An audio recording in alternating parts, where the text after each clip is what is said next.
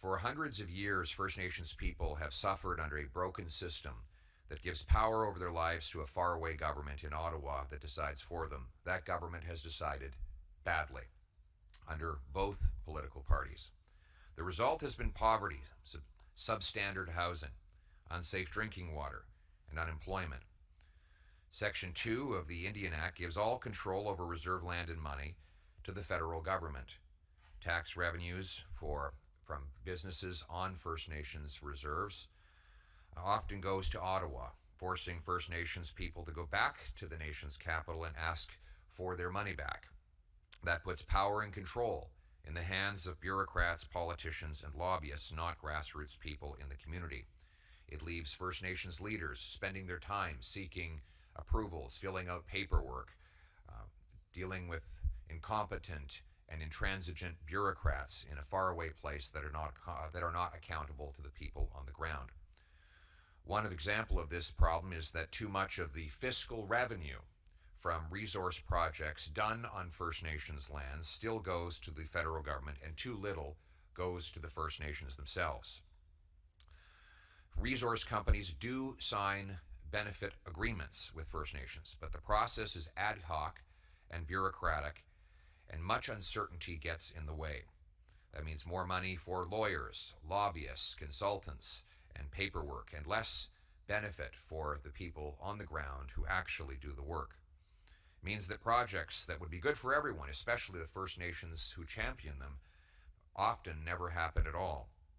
And when they do, most of the benefits of the agreement are economic, which is good, but not fiscal, meaning that the First Nations governments who increasingly deliver the services do not get the revenues from the projects that they have welcomed into their communities. The First Nations Tax Commission has worked for decades to get local revenues for the First Nations government. I think of the work of Manny Jules and his father, who in the 1980s successfully secured the rights for First Nations to collect their own property taxes, creating a stable flow of revenues for First Nations to provide for their people in their communities. Recently, the Tax Commission, along with many First Nations leaders, have been exploring ideas on how to put First Nations back in control of their resource revenues.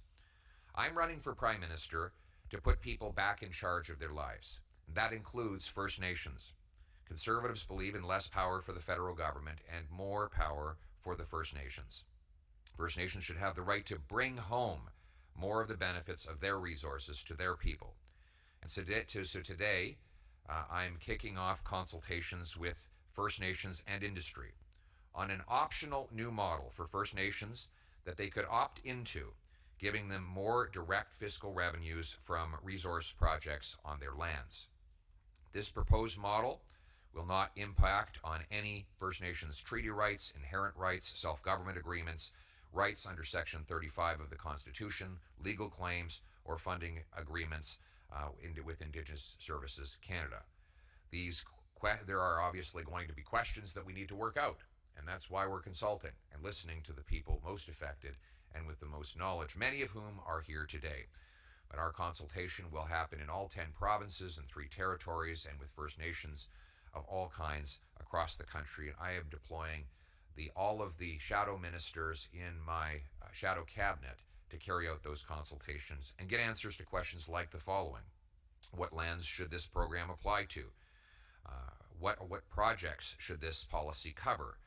Is it oil and gas, critical minerals, forestry, fisheries alone, or will it also include other commercial projects?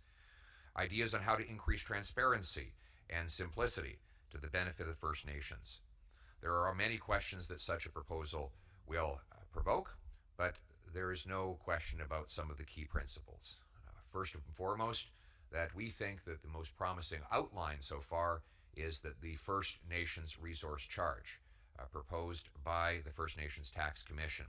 This is a grassroots First Nations solution to an Ottawa-made problem. It is a proposal I would love to claim authorship of it myself, but in fact I'm not the author of it. It is an idea that has been developed by many years of research, thought, and planning and consultation, and it has been developed by First Nations peoples. I'm simply here to champion the concept and consult on how and when we best implement it. Additional principles include that it is optional. Willing First Nations could choose, if they wish, to directly collect more of their resource revenues from projects on their land. They could also keep their existing arrangements and choose to stick with the status quo if that is their wish. So this proposal would be strictly voluntary and not imposed on anyone. Third, payments by resource companies to First Nations should be offset by the federal government ceding tax room. The effect of this would be to redirect revenues from the federal government to First Nations governments. That would make sure that the projects are actually economical, that they would actually happen. If we impose double taxation, then projects will never happen and the benefits will be zero. So we need to come up with an arrangement that make the projects attractive so that they go ahead. Fourth, none of this would affect provincial taxes or royalties, though provinces could choose to match or build upon the First Nations resource charge and offer something similar in addition to it. Obviously, I'm running to be Prime Minister and I cannot control the decisions of provinces, but I would encourage them to work in partnership with our First Nations to maximize the benefit to all from these projects. Fifth, nothing about this model would prevent First Nations from also continuing to demand other economic and social benefits from resource projects, job opportunities, training, and other conditions for projects that protect the environment would continue to go ahead. What we need to do is get the Ottawa gatekeepers out of the way, put First Nations in control of their money, and let them bring home the benefits that are duly theirs and have been deprived of them for too long. These resource projects offer incredible promise, and we see them right across the country where First Nations have been allowed to partner with resource companies. Incredible benefits are unfolding. Look at LNG Canada, a major liquefaction proposal. In fact, the biggest single infrastructure proposal ever launched into action in Canada's history, $40 billion, with major opportunities for the surrounding communities. Similarly, the Niska and the Haisla are pursuing similar projects that would help develop and liquefy natural gas. In northern Alberta, we have here, for example, Dale Swampy, who speaks for the Coalition of First Nations Chiefs. They represent First Nations, I think 14,000, who have benefited from working in oil and gas projects. But now we need to go to the next step and move from simple economic benefits to fiscal benefits. And the difference is this: economic benefits are for everyday individuals. Fiscal benefits are revenues that go to First Nation governments that then can be directed to the benefit of the people on the ground. This is direct accountability and connecting the responsibility and the authority with the people who are most affected by decisions. In essence, we want resources for First Nations communities to defeat poverty and provide for the people, not to fatten the faraway bureaucracy in Ottawa.